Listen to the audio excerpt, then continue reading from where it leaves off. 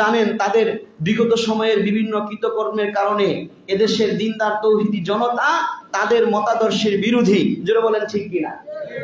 আমরা মনে করি প্রথম আলো, ডেইলি স্টার তারা ফেসিবাদের সবচেয়ে বড় সমর্থক ছিল। জোরে বলেন ঠিক কিনা? ফেসিবাদের যত নেগেটিভ ছিল এই নেগেটিভ তৈরির কারখানা হইল এই প্রথম আলো এবং ডেইলি স্টার।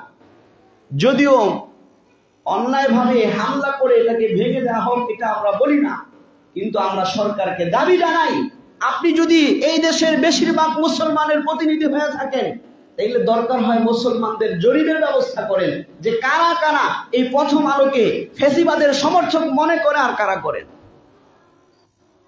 গবেষণা করে এদেরকে বিচারের আওতায় আনেন। কিন্তু না, ওই আগের বৈষম্য আবার শুরু হয়ে গেছে। এখনো এই নেগেটিভ তারাই তৈরি। আমরা আগেও দেখেছি জঙ্গি নাটক হইতো এই দেশে।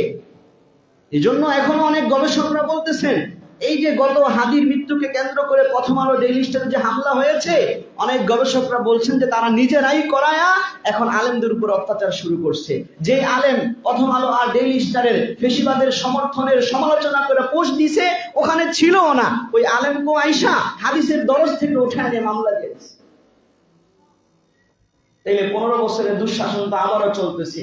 আমরা মনে করি যে বর্তমান যারা শাসক আছেন তারা যদি এগুলাকে দমন না করেন, এগুলা থেকে বিরত না হন, তাহলে ফেসিবাদ যেরকম এই দেশ থেকে পালাইছে এরাও আবার নতুন ফেসিবাদ হিসেবে পালাইতে বাধ্য হবে, স্মরণীয় হইতে পারবে না ইতিহাসে। কারণ জালেমরা কখনো ইতিহাসে স্মরণীয় হয় না। জুলুমের প্রভাবে সাময়িক তারা কি থাকে, মাথা উঁচা করে থাকে, কিন্তু পৃথিবীর কোন জালেম ইতিহাসে স্মরণীয় হইতে পারে না।